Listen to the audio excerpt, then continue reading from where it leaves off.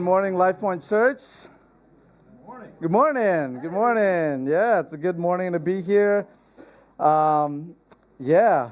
Singing about the great love of God for us. Amen. Just thank you again, Aaron BT, for leading us into a time of just singing the truths of God.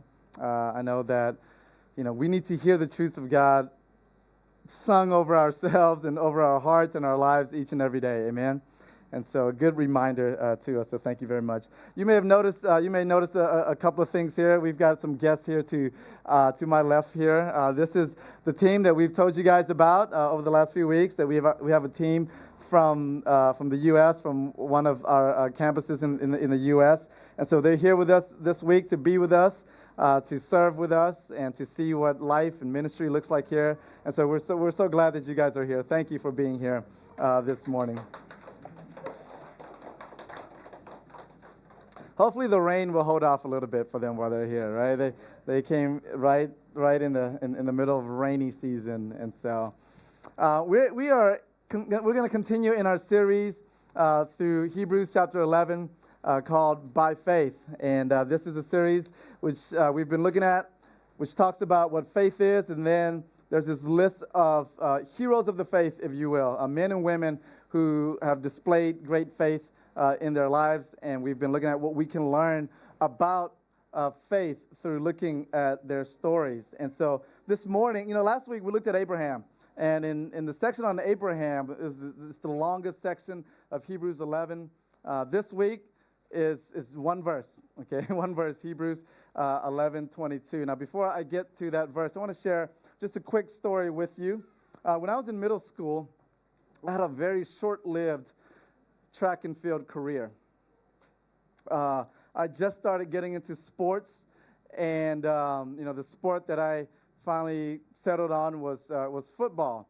Now, for our American friends, that's soccer, but football, right? So I was on the football team, and one day the track coach came out, and I don't know if he just wanted to have a little bit of fun, or maybe he was recruiting. I'm not sure, but he came up to our coach and he says, Give me 3 of your fastest guys, and we're going to race one time around the track with 3 of my guys, okay? So I was selected. This is many years ago. I was a lot faster and quicker than I am now. And so I got selected, and we raced each other. And we actually won. We won, right? And so that impressed the track coach. And so about a week later, track coach came to me and said, "Hey, we need some guys to run this event. Would you come and do this this track event? It's the 4x4, right? So that means as a team of 4 people, you run around the track one time." So I asked my soccer coach. He said that was fine, and so we went. And so this was my first event, first time running track. I'd never practiced with the track team.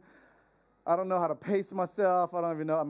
For the sound, am I looking for the smoke, of the gun? I'm not sure. And so I was like, all right, I'll just go out and I'll do this, right? And so they gave me the first leg.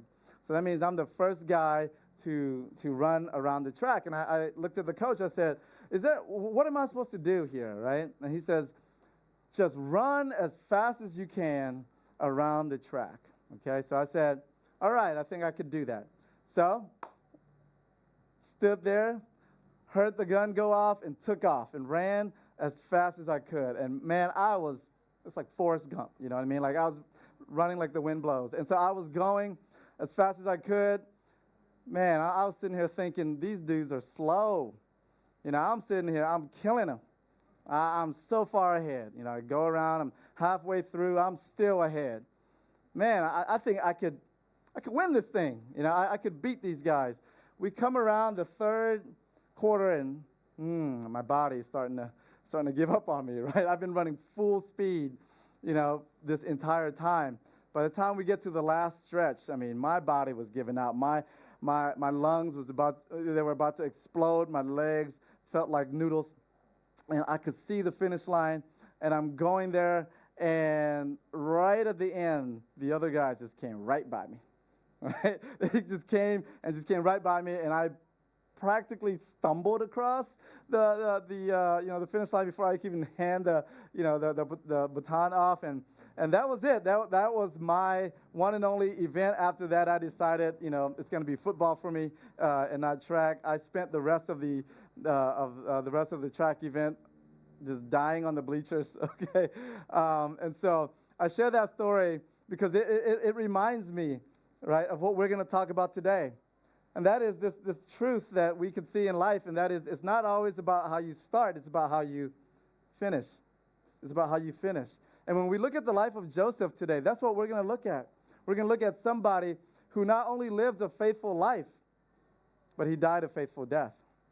He finished well. And so that's the title of our message this morning. It's Faithful Life and Faithful Death. Look with me again in Hebrews chapter 11, verse 22. It says, by faith, Joseph, at the end of his life, made mention of the exodus of the Israelites and gave directions concerning his bones. That's it.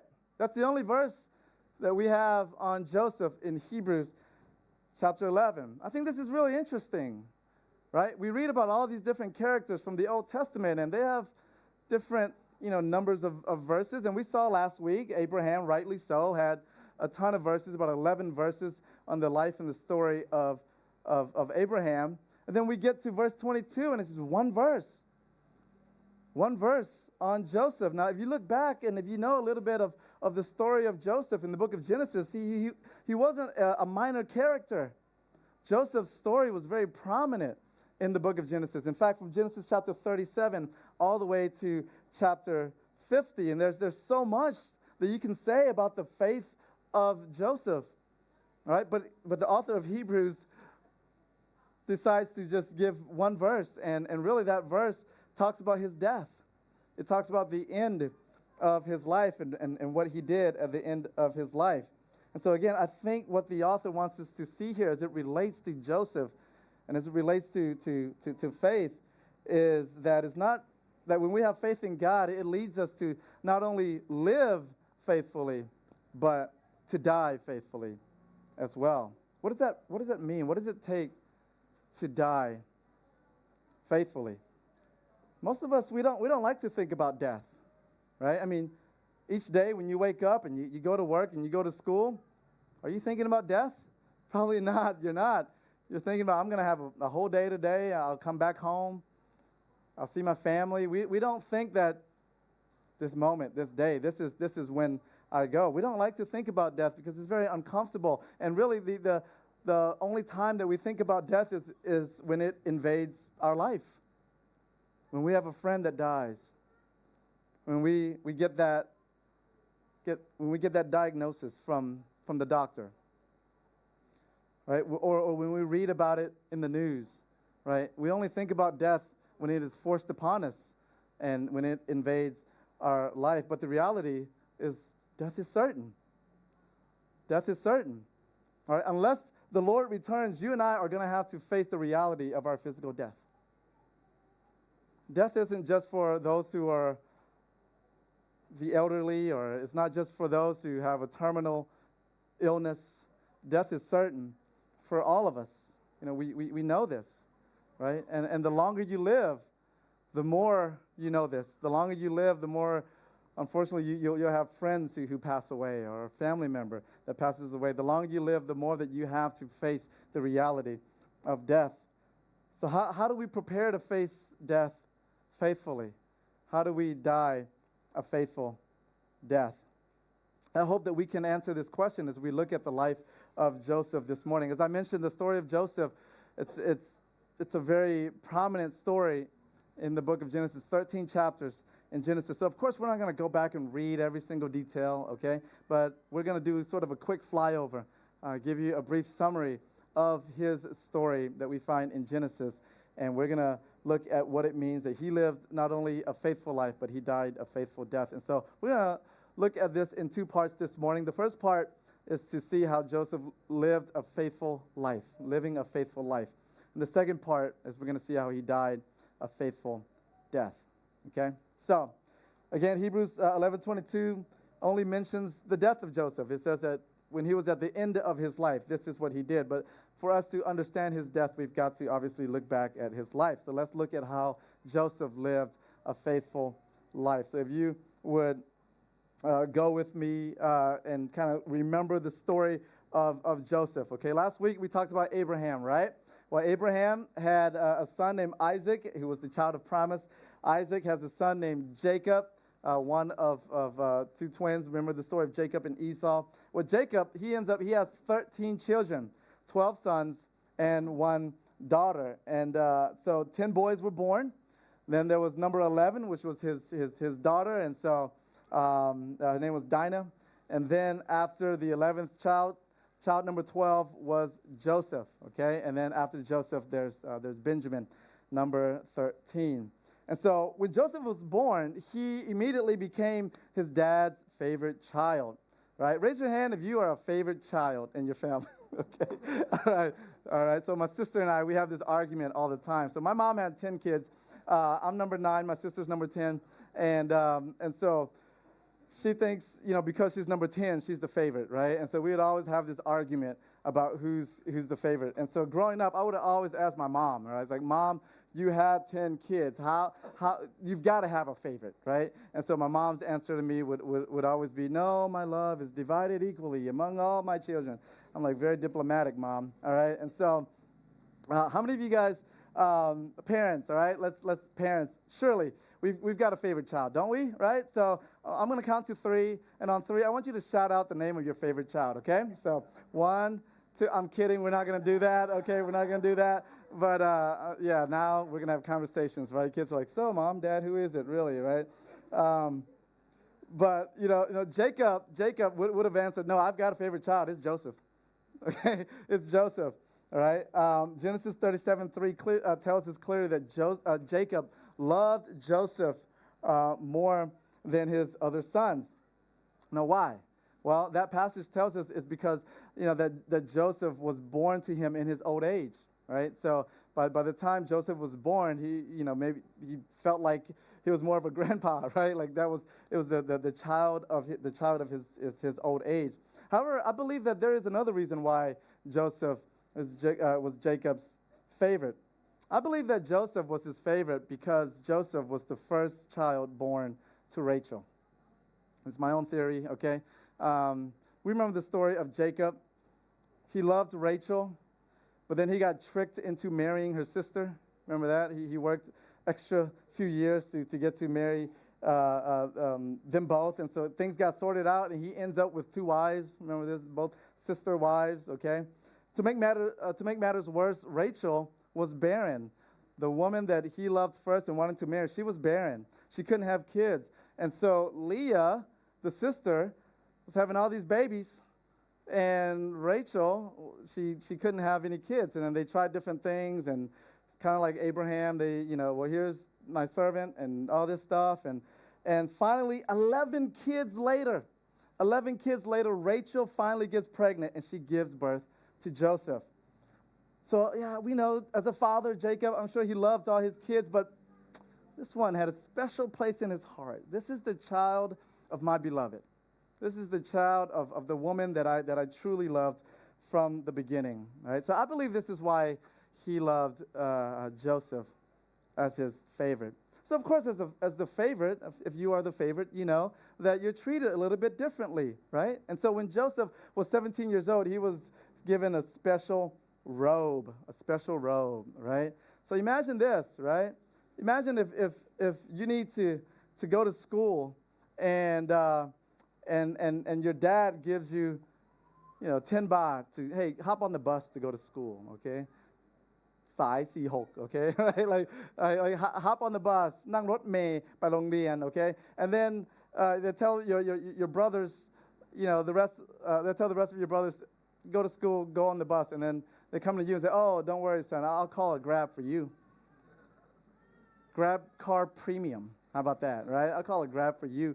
Right? He was treated differently, right? Because he was the favorite. And so he got this special coat from his dad. So how do you think his brothers felt about that? Well, they weren't too happy with that. To make matters worse, Joseph has this dream, which, was interpreted as, that his parents and his brothers would all bow down to him. You think that makes the brothers feel any better? Of course not. So they had enough. They couldn't take it anymore. So they came up with this plan, and they were going to get rid of him for good. They sold him off to some, traders that were traveling by, and then they told their father that he was torn apart. He was devoured by some wild animals. And they took that coat and they put blood all over it. They ripped it up, say, look, it looks like your son got killed by these wild animals. Now, I'm sure that you've had some sibling rivalry, and I'm sure that you've had some fights with your siblings. And maybe they even thought about selling you off. I don't know. Maybe you thought about selling your siblings off. But this actually happened to Joseph. All right, sold into slavery, and then covered it up with fake news, right? So Joseph, he ends up in Egypt. He's bought by an official by the name of Potiphar, and he's in this terrible situation, right? What could get worse than being sold into slavery, right? He's in this terrible situation, but God has a plan, and God's faithfulness remains with him, and God's favor remains on Joseph, so much so that Joseph became successful in whatever that he did, and he became the in charge of all of the household of Potiphar. So he went from slave to supervisor, right? He goes from slave to supervisor in the house of Potiphar. Things were going well. Now at this point, Joseph, he's young, he's handsome, and he's in charge. And Potiphar's wife noticed, right? We know this story.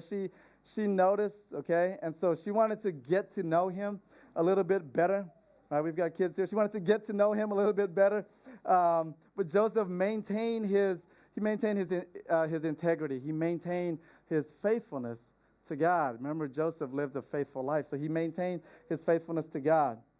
In fact, in Genesis 39:9, Joseph says, how can I do this great wickedness and sin against God? Yes, he said, I can't, my master has trusted me with all these things. But in the end of what he says, how can I do this thing and sin against God? You see, Joseph, he was concerned first and foremost about being faithful to God. He was concerned about being faithful to God. Oh, that we would have the same perspective when it comes to sin, right? That we would see sin as an offense to a holy God.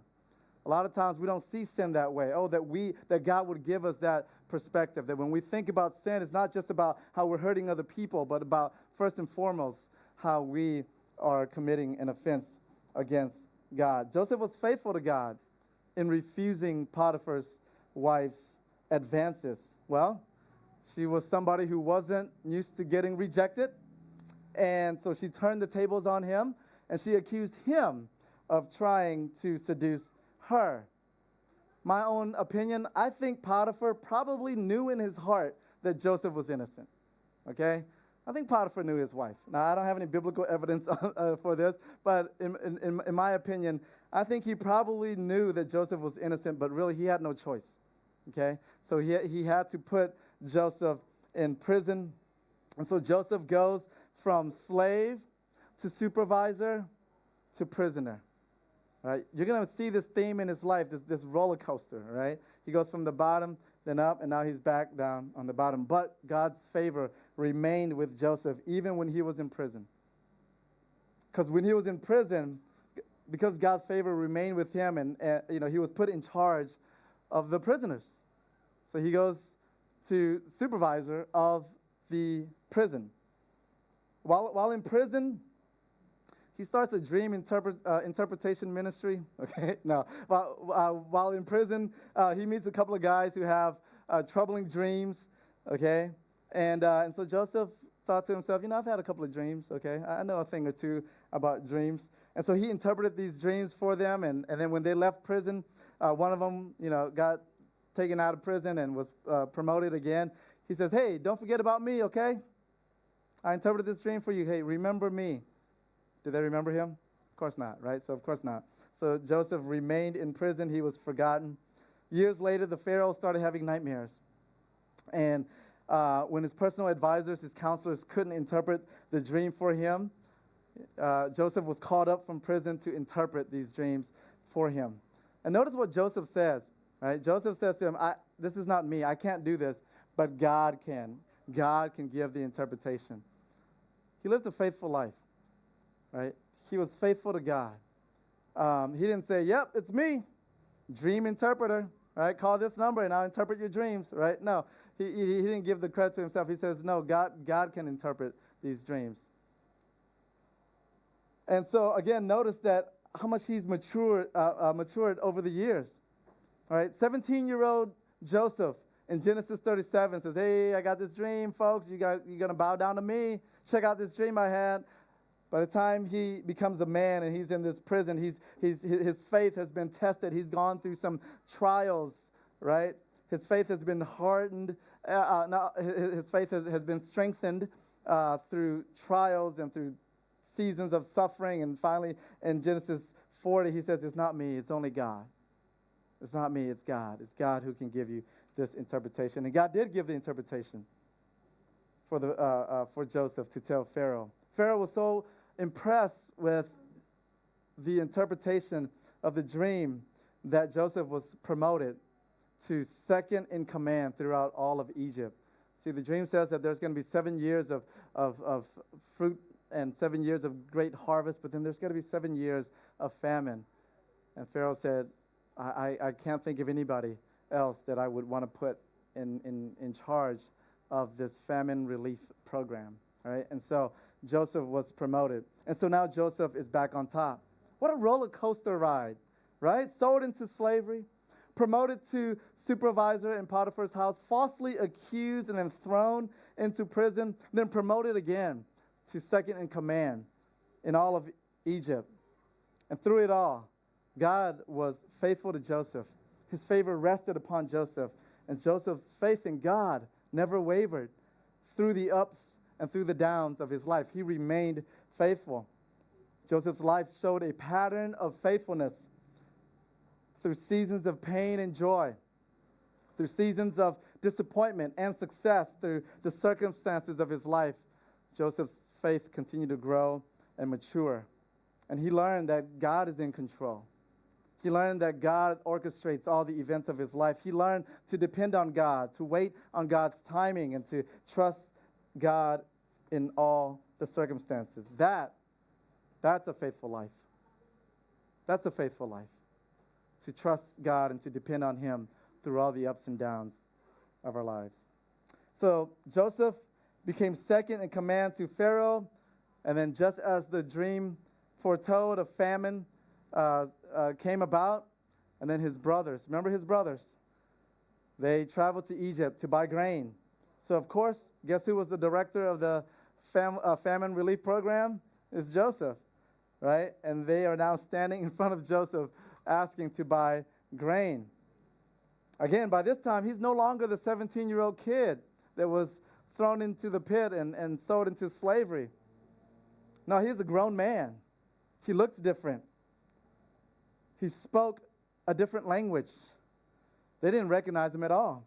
Oh, but he recognized them. Oh, he recognized them all right. And he had an opportunity here to get his revenge. These the dudes that threw me in the pit, right? These are the guys that sold me into slavery. But he didn't take his revenge. No, he forgave them. He forgave them. Whatever anger, whatever resentment that he had, by the time we get to this point in the story, he'd already let it go. Over the years, he had learned an important truth that God works all things together for our good and for his glory. Over the years, he learned an important truth. And so that's why he told his brothers in that moment, he says, don't be angry at yourselves for what you did to me. He even said, you didn't send me here to Egypt, God did. God sent me here. And what you meant for evil, God meant for good. That's real faith. That's real faith. That's living a faithful life. To go through the hurt and the betrayal that he went through, and yet to have that perspective at that point, to know that God used evil intentions for his good plan. That's faith. That's faith.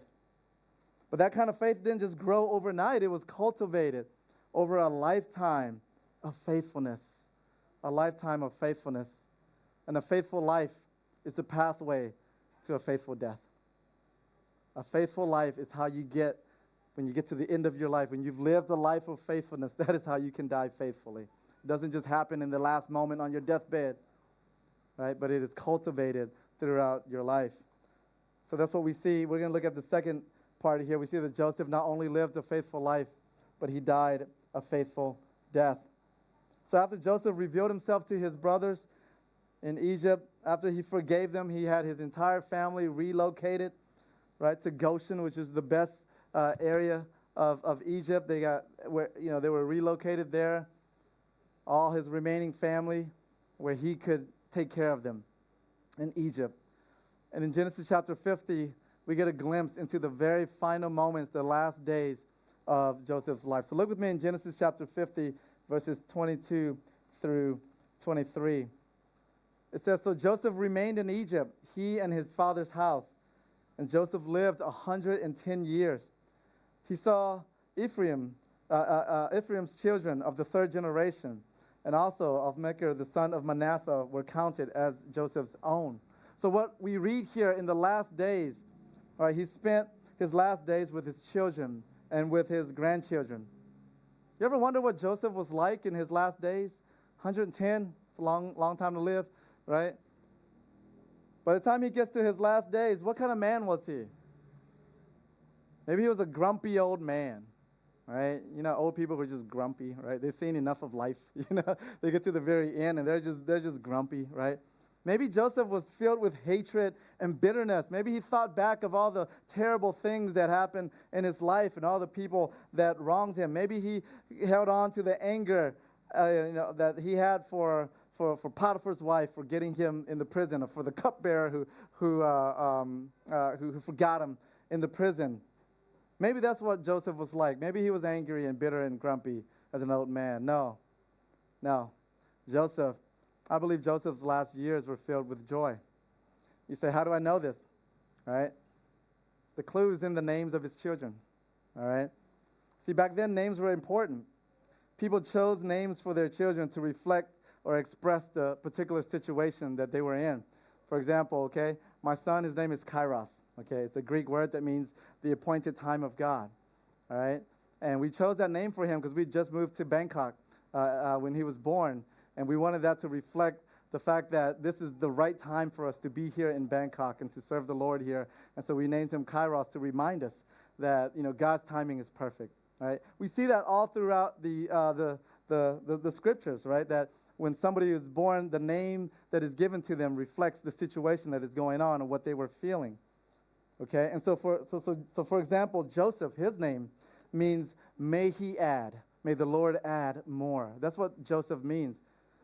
Well, you remember the situation that Joseph was born into. Rachel, she was barren for so long that by the time she finally had Joseph, she said, I want more. I want more. May he add more to this, right? So that was Joseph's name. And so Joseph named his sons Ephraim and Manasseh. Manasseh means to make one to forget. Making to forget. It's a reminder to Joseph in his old age that despite all that happened, he can forget, he can move on. He can look past, he can look beyond the things that has happened to him, all the wrongs that were committed against him, right? And so Joseph wanted to be reminded that, no, I'm moving on. I'm going to forget those things. I'm not going to hold on. I'm not going to be bitter. I'm not going to be this grumpy old man going into the end of my life thinking of all my regrets. No, I'm going to forget, right? I don't think this means that God is going to wipe out our memories, okay? But I think what it means is that God gives us the grace to be able to let go and move on. To let go and to move on. Maybe some of you this morning, that's what you need to ask God for. You need to ask God for the strength and the grace to let go of some things in your life and to move on. Right? And so Manasseh means to forget. Well, Ephraim means to make fruitful. To make something fruitful, to make your life more fruitful. And so Ephraim reminded Joseph that God can bear fruit in any circumstance. He can make fruitful any circumstance. Sold by your brothers into the pit, God's going to bring some fruit out of that. Falsely accused by this woman, God's going to bring some fruit out of that. Forgotten in prison, God's going to bring some fruit out of that. Nothing that happened to Joseph was beyond God's ability to redeem in his life. And the same is true for you. Everything works together for our good and for God's glory. There may be some things in your life that has happened in your life that you just want to forget, and you think nothing good's ever going to come out of that.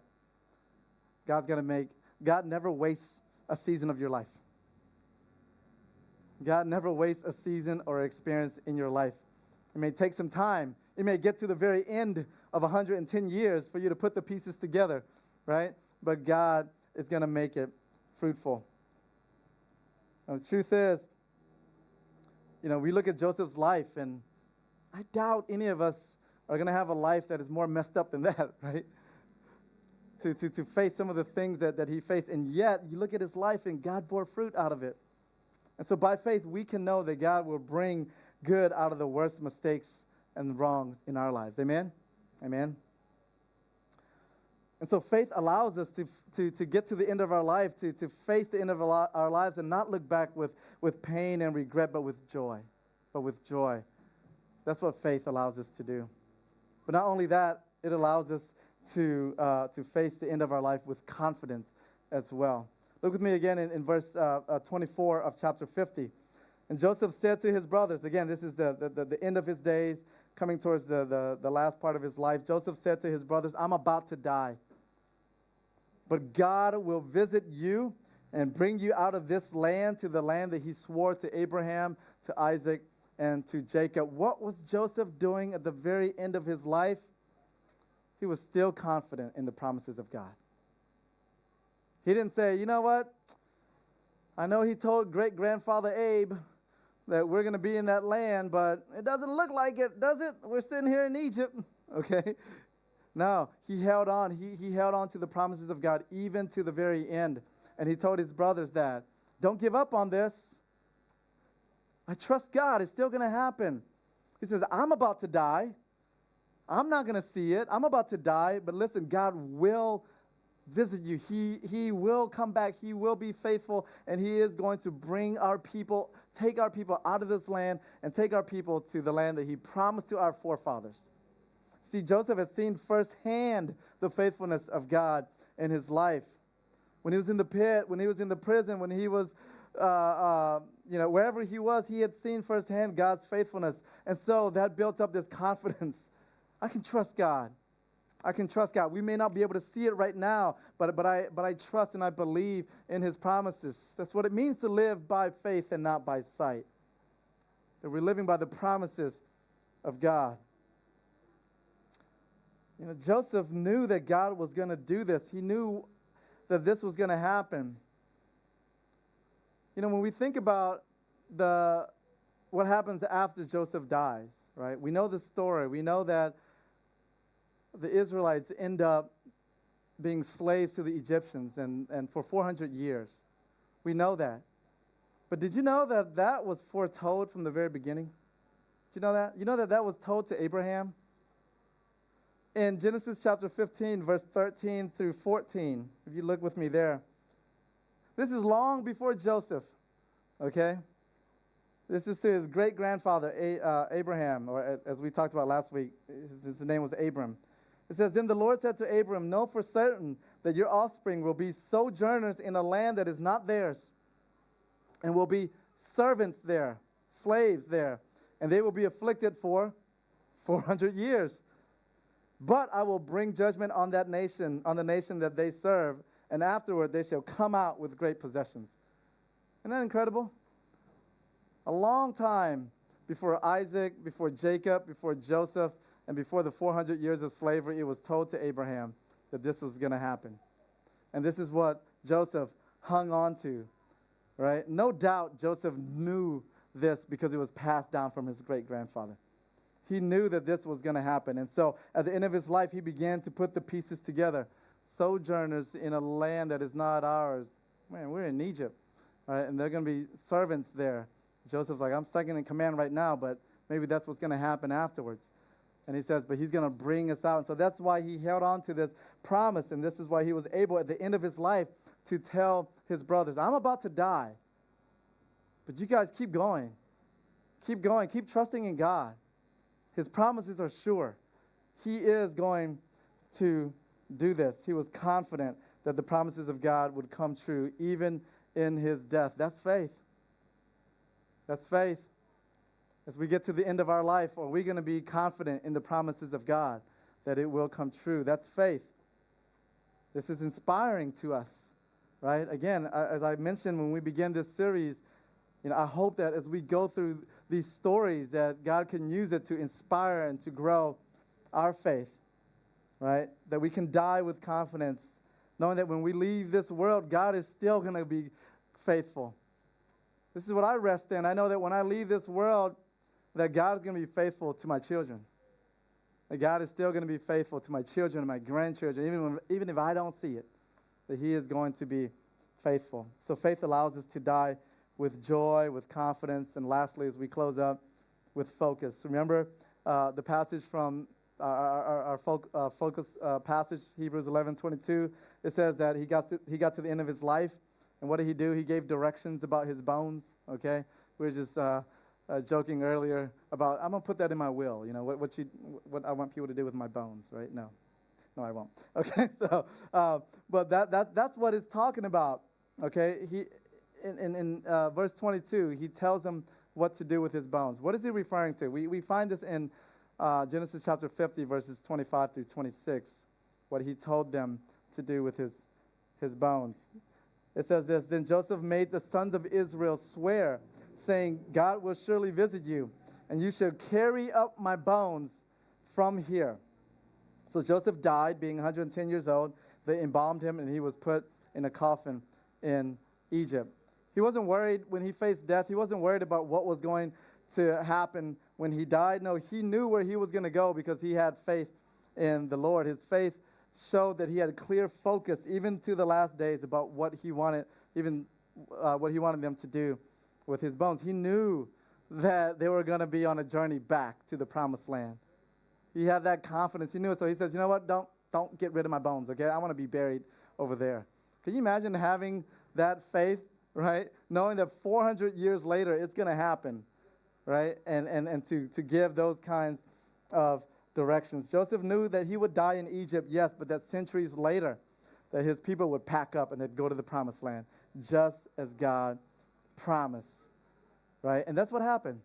We read in Exodus chapter 13, verse 19, this became true. They kept their word. It says Moses took the bones, again, hundreds of years later. Moses took the bones of Joseph with him, for Joseph had made the sons of Israel solemnly swear, God will surely visit you, and you should carry my bones with you from here. The fact that he's giving directions for something centuries later, again, tells us that he has the right perspective when it comes to his death. Now, when we depart from this world, our words shouldn't be, man, I really hope I make it. Hey, make merit for me so that I can finally make it on my way.